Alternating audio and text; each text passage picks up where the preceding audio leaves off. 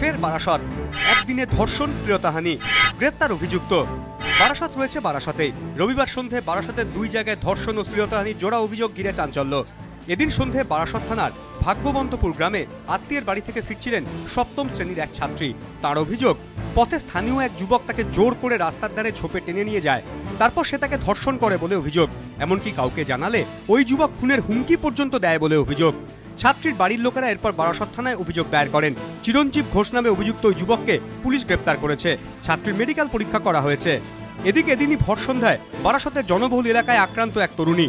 অভিযোগ, আত্মীয় ও এক বন্ধুর সঙ্গে গৃহশিক্ষকের কাছ থেকে পড়ে ফেরার সময় হরিতলার মোড়ের কাছে কয়েকজন যুবক তাকে উদ্দেশ্য করে কটূক্তি করে।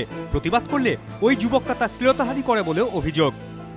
হরিতলার মোড় থেকে যাচ্ছি, তা একটু ভিড় বলে আমরা এক লাইনে যাচ্ছি, ওপাশ থেকে আসছিল তিনজন ছিল। ওই ছেলেটা আর ওই ছেলেটার সঙ্গে লাল গেঞ্জি পরা একজন, আর হলুদ আর নীল না কালো ডোরা কাটা একটা গেঞ্জি পরা।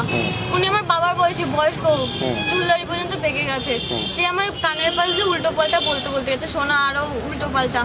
এবার ওর সঙ্গে বেজে গেছে। আমি যখন যে বলছি যে এরকম আমার বাবার বয়সে, ঠিক বয়সে বিয়ে বলে আমার মতো মেয়ে থাকতো, এরকম আপনি কি করে এরকম ধরনের কথা বলেন? বলে না আমি আপনাকে বলিনি, হানো দানো উল্টো পাল্টা জানা তাই বলছে। আমি যেই বলতে গেছি আমার এই চুড়িদার ধরে টান দিয়েছে, এমনকি আমার হাত মুচিয়ে দিয়েছে এই হাতটা। এরই মধ্যে চিৎকার শুনে স্থানীয় মানুষেরা সেখানে চলে আসেন। দুই যুবক চম্পট দিলেও একজনকে ধরে পুলিশের হাতে তুলে দেয় জনতা। তপনশীল নামে ওই যুবককে গ্রেপ্তার করেছে পুলিশ। সমীরণ পাল, এবিপি আনন্দ, উত্তর 24 পরগনা।